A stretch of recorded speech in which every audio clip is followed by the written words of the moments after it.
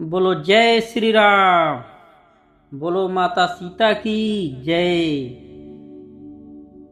बोलो धरती माता की जय। बोलो भारत माता की जय। साथियों, मैं बालकन का यह दूसरा भाग आप लोगों को अर्थ सहित सुनाने जा रहा हूँ।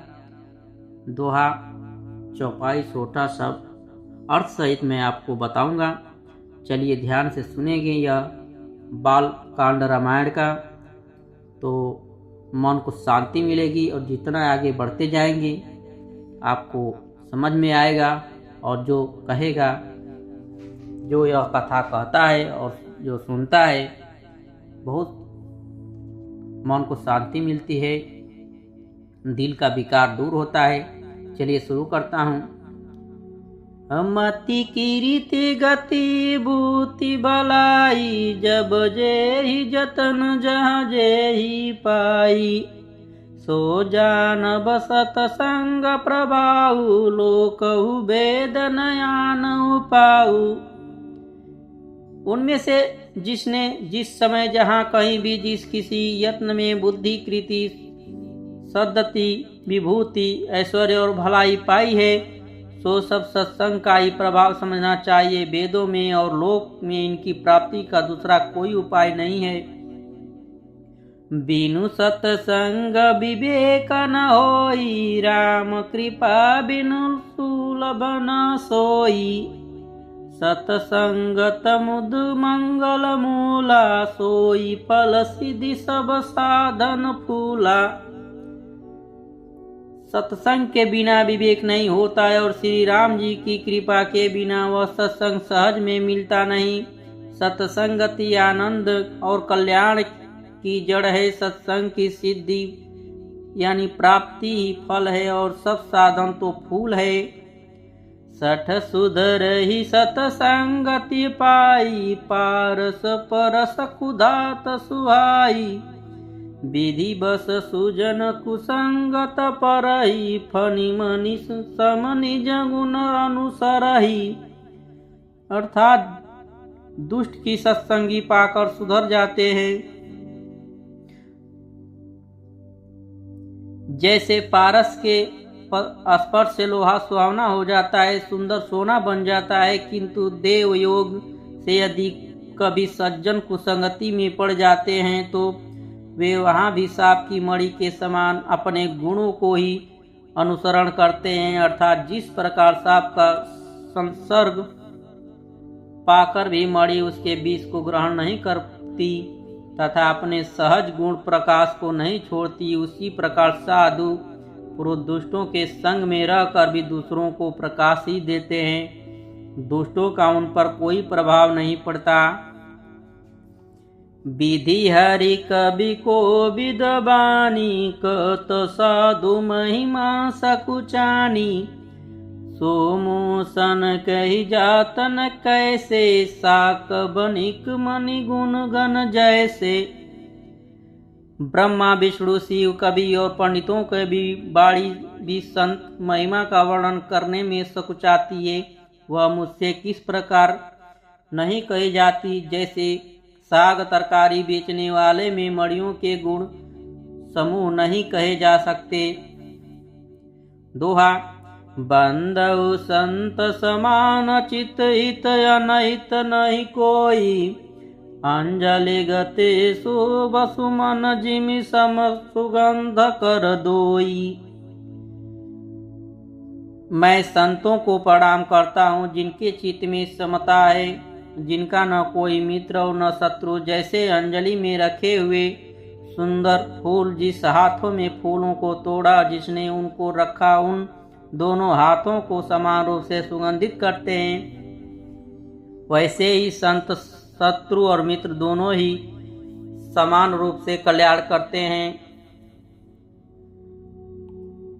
संत सरल चित जगत हित, जानि सुभाऊ सनेहु। बाल विनय सुनि करी कृपा, राम चरण रति देहु।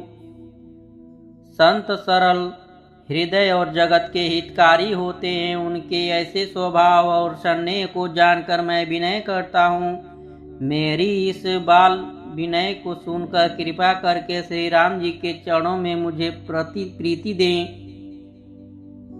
चौपाई।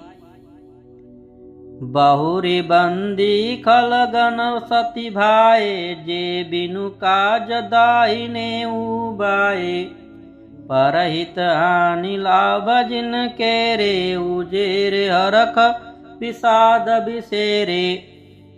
अर्थात जब मैं सच्चे भाव से दुष्टों को प्रणाम करता हूँ, जो बिना ही प्रयोजन अपना हित करने वाले के भी प्रतिकूल आचरण करते हैं, दूसरे के हित की हानि की जिनकी दृष्टि में लाभ है, जिनको दूसरों के उजड़ने में हर्ष और बसने में विषाद होता है। हरिहर जस राकेश राहु से, पर काज बट सबाहु से। जे पर दोष लखई साखी, परहित गृहित जिनके मन माखी। जो हरि और हर के यश रूपी पूर्णिमा के चंद्रमा के लिए राहु के समान है, अर्थात जहाँ कहीं भगवान विष्णु या शंकर के यश का वर्णन होता है, उसी में वे बाधा देते हैं। और दूसरों की बुराई करने में सहस्रबाहु के समान वीर है, जो दूसरों को 10,000 आँखों से देखते हैं और दूसरों के हित रूपी घी के लिए जिनका मन मक्खी के समान है, अर्थात जिस प्रकार मक्खी घी में गिरकर उसे खराब कर देती है और स्वयं भी मर जाती है, उसी प्रकार दुष्ट लोग दूसरों के बने बनाए काम को अपनी हानि करके भी बिगाड़ देते हैं। तेज क्रुशानुरोषम से महिषे खाशेषा, अघवगुण धन धनी धनेशा। उदय केत समहित सबही के, कुंभकर्ण समसोवतनी के। जो तेज दूसरों को जलाने वाले, ताप में अग्नि और क्रोध में यमराज के समान है, पाप और अवगुण रूपी धन में कुबेर के समान धनी है, जिनकी बढ़ती सभी हित का नाश करने के लिए केतु पुच्छ तारे के समान है, और जिनके कुंभकर्ण की तरह सोते रहने में भी भलाई है। परय काज लगे तनु परिहरई, जिमि जिहिम उपल कृषि दल गरही। बंदउ खल जस से सरोसा, सहस बदन बन रही पर दोषा। जैसे ओले खेती का नाश करके आप भी गल जाते हैं, जैसे ही वे दूसरों का काम बिगाड़ने के लिए अपना शरीर तक छोड़ देते हैं, मैं दुष्टों को 1000 मुख वाले शेख जी के समान समझकर प्रणाम करता हूँ, जो पराये दोषों का 1000 मूर्खों से बड़े रोष के साथ वर्णन करते हैं। पुनि प्रणव पृथुराज समाना, परयग सुनई सदस काना। बहुरी शक्र सम बिनऊ तेहि, संतत सुरानि कही तजेहि।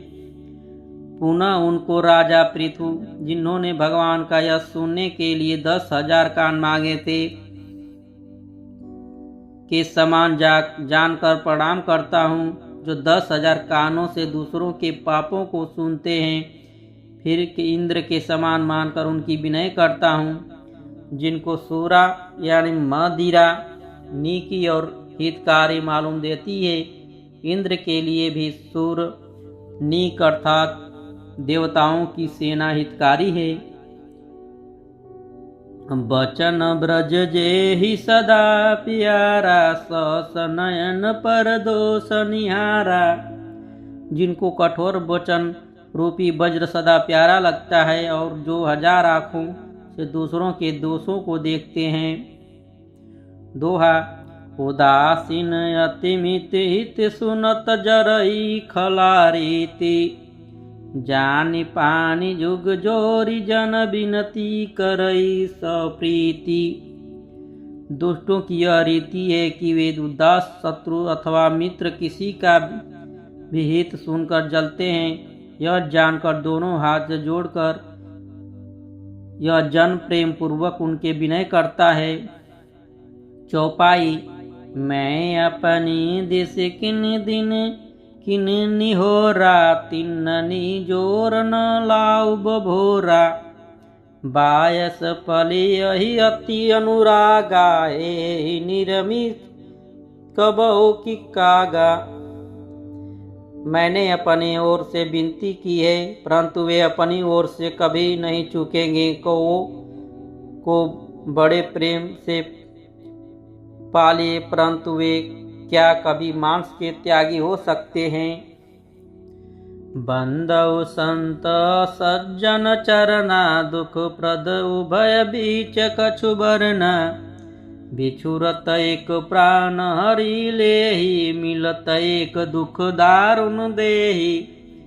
अब मैं संत और असंत दोनों के चरणों की वंदना करता हूँ। दोनों ही दुख देने वाले हैं, परंतु उनमें कुछ अंतर कहा गया है कि वह अंतर यह है कि एक संत तो बिछुड़ते समय प्राण हर लेते और दूसरे असंत मिलते हैं तब दारुण दुख देते हैं। अर्थात संतों का बिछुड़ना मरने समान दुखदायी होता है और असंतों का मिलना। उपजहि एक संग स जग माही, जलज जोक जिमि गुण बिलगाही। सुधा सुरा सम साधु असाधु, जनक एक जग जल दिय गाधु।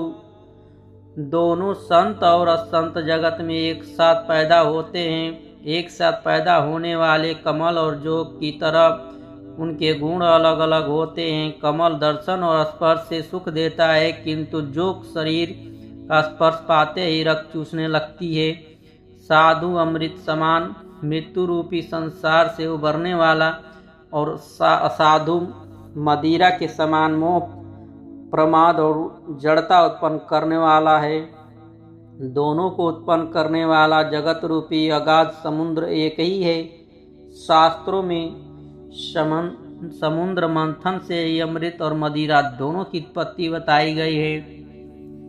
भालयन भल निज निज करतूति, लत जुसस अलो अपलो कविभूति। सुधा सुधारक सुर सरि साधु, गरलयनल कलिमल सरि व्याधु। गुण अवगुण जानत सब कोई, जो जेहि भावनिक तेहि सोई। भले और बुरे अपनी अपनी करनी के अनुसार सुंदर यश और अपयश की संपत्ति पाते हैं। अमृत चंद्रमा, गंगा जी और साधु एवं विष अग्नि, कलयुग और पापों की नदी अर्थात कर्मनाश और हिंसा करने वाला व्यध, उनके गुण और गुण सब कोई जानते हैं, किंतु जिसे जो भाता है उसे वही अच्छा लगता है। दोहा। भलो भलाई पहलाई लाई, नीचाही नीचू। सुधा सराही अमृत गरल सराही मीचू। भला भलाई ग्रहण करता है और नीच नीचता को ही ग्रहण किया रहता है। अमृत की सराहना अमर करने में होती है और विष की मारने में। चौपाई। खलय गय गुण साधु गुण गाहा, उभय अपार उदयी अवगाहा। तेहि ते कछु गुण दोष बखाने, संग्रह त्याग न बिनु पहचाने। दुष्टों को पापों और अवगुणों की ओर साधुओं के गुणों की कथाएं दोनों ही अपार और अथाह समुद्र है। इसी से कुछ गुण और दोषी का वर्णन किया गया है, क्योंकि बिना पहचाने उनका ग्रहण या त्याग नहीं हो सकता। भले उपोच सब विधि उपजाए, गनि दुन सुदोष वेद बिलगाए। कहै वेद इतिहास पुराना, विधि प्रपंच गुण अवगुण साना। भले बुरे सभी ब्रह्मा के पैदा किए हुए हैं, सब पर गुण और दोषों का विचार कर वेदों ने उनकी अलग अलग कर दिया है। वेद, इतिहास और पुराण कहते हैं कि ब्रह्मा की यह सृष्टि गुण अवगुणों से सनी हुई है। दुख सुख पाय पुण्य दिन राति, साधु असाधु सुजाति कुजाति, दानव देव उच्च अरुच नीचु, यमी सुजीवन माहुर मीचु, माया ब्रह्म जीव जगदीशा, लक्ष्य अलक्षी रंक अभिनीसा, काशी मगसुर सरी क्रमनासा, मरु मारो मई देव गवासा, सरग नरक अनुराग विरागा, निगम गुण दोष विभागा, दुख सुख पाप पुण्य दिन रात, साधु असाधु सुजति कुजति, दानव देवता उच्च नीच, अमृत विष जीवन यानी सुंदर जीवन, मृत्यु माया, ब्रह्म जीव ईश्वर, संपत्ति दैत्य रंक राजा, काशी मगध गंगा कर्मनाश, मार वाड़ मालवा, ब्राह्मण कसाई, स्वर्ग नरक, अनुराग वैराग्य, ये सभी पदार्थ ब्रह्मा की सृष्टि में है। वेद शास्त्रों उनके गुण दोषों का विभाग कर दिया है। दोहा, जड़ चेतन गुण दोषमय विश्व किन करतार, संतान सगुण गई पय परिहर बारे बेकार। अर्थात विधाता ने इस जड़ चेतन विश्व के गुण देश में रचा है, किंतु संत रूपी हंस दोषों रूपी जल को छोड़कर गुण रूपी दूध को ही ग्रहण करते हैं। चौपाई, अब अस विवेक जब देई विधाता, तब तजी दोष गुण ही मनुराता, काल स्वभाव कर्म बरियाओ, भले प्रकृति सब चुकई भलाई। अरे मंगल भवनय मंगल हरि, द्रवौ सुदशरथ अजिर बिहारी। विधाता जब इस प्रकार का हंस या सा विवेक देते हैं तब दोषों को छोड़कर मन गुणों में अनुरुक्त होता है। काल स्वभाव का कर्म प्रबलता से भले लोग साधु की माया के वश में होकर कभी कभी भलाई से चूक जाते हैं। सो सुधरि हरिजन जिमले ही, दली दुख दोष बिमल जसु देहि, बलौ करहि भल पाए पशुगी, मिटई न मन मलिन स्वभाव अभंगु।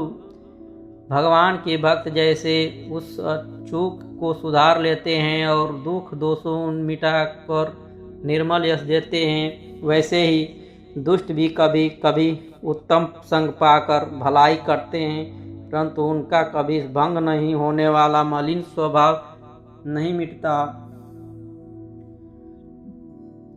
अलखी सुबेक जग बंचक जेऊ, बेक प्रताप पूजई तेऊ, उगरई अंत न होई निभाऊ, काल नेमि जिमिराऊ न राहु।